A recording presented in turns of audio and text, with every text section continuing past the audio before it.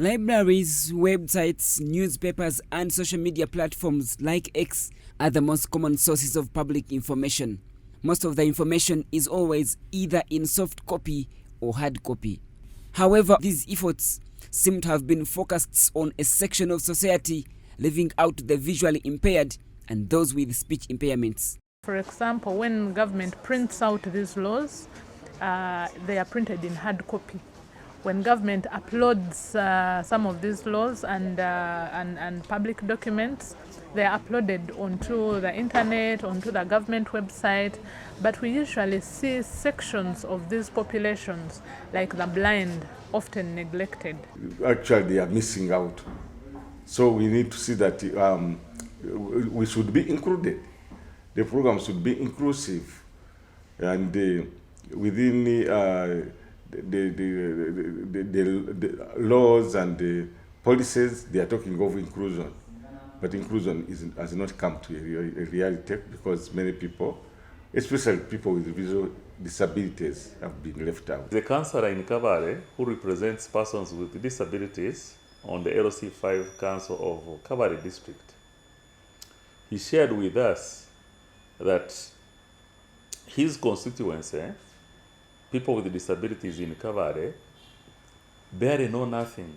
They don't know anything about what the government is doing, because most of the information is in English.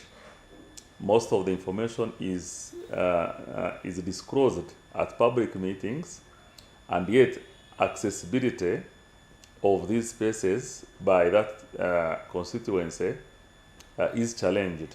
Brenda Kasalamwa is a braille proofreader at the Ugandan National Association of the Blind.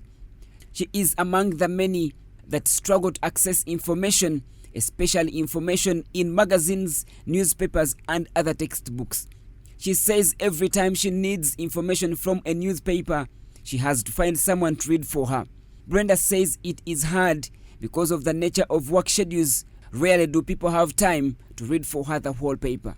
The information put in newspapers clearly renders us as dependents, actually full dependents, because even if I got the newspaper, yes, I could access it, but I will not be able to read it.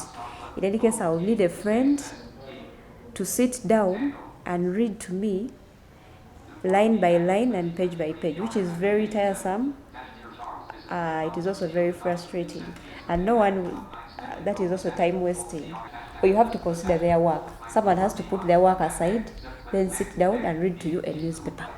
Brenda is then left with a few options: converting this information into a braille, or make use of a software installed on a computer to read the information. Ugandan National Association of the Blind has a center that has some machines used to convert documents from hard copies into braille. A small novel without pictures and graphics takes between 3 days to a week to convert it. Depending on how the document is, it can be with tables. Tables take a bit longer because you have to really work on them so that a person with visual impairment can read them with ease.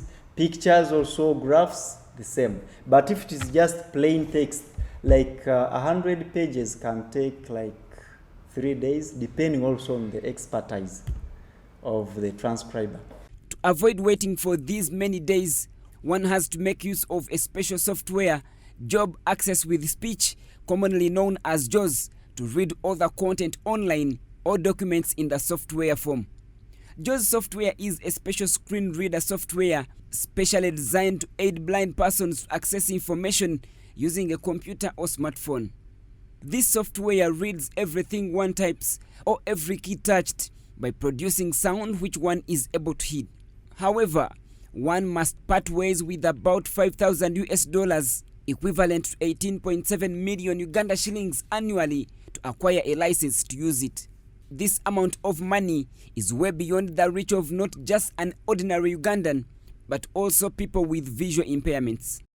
It's not like we download it on the internet and install it. No, you have to go and pay for its license for you to use it, and that is also very expensive because very many people, or the fact that very many blind people are not employed, so getting to afford such expensive software is also very, very challenging. Accessing smartphones like 500,000, 1 million, the best one, 2 million. Then blind people, ordinary blind people don't have that money. This software must be accompanied by a braille machine, which is equally expensive. So people like Brenda have found hard times accessing the would-be public information and have been left behind in government programs that are meant to benefit them and help improve their lives. Their hope is that government finds alternative means to share with them information so they can catch up with other Ugandans and contribute to the national development. We would have loved to see that information either put in a braille, that is reading using touch methods, feeling. We would have loved it to be in large print for those who have got there, who are lucky to have some sight, unlike me and my friend here, Brenda, who are totally blind. For us, we depend on either voice, human narration. It can be put on human narration, or it can even be put on a CD and played as a recorded message. But we also want other services like sign language interpreters. We know that there is shortage of interpreters in sign language. We want to see government come up and put quite some energy in the process of pushing out some of these sign language interpreters, and as they popularize these laws and policies, to be able to capture these sections of the populations. All the services, all the programs that are running at different levels are meant to benefit each and everyone in the country. So if such a special category of people is not able to access information, then there's a gap. There are an estimated 3 million people living with visual impairment across the country. Majority of these struggle to access information or even attain education due to the nature of the country's education system, which leaves them behind. They continue to hope that one time government will do something to improve their lives. Ramson, Church of Uganda Family TV, News at 8.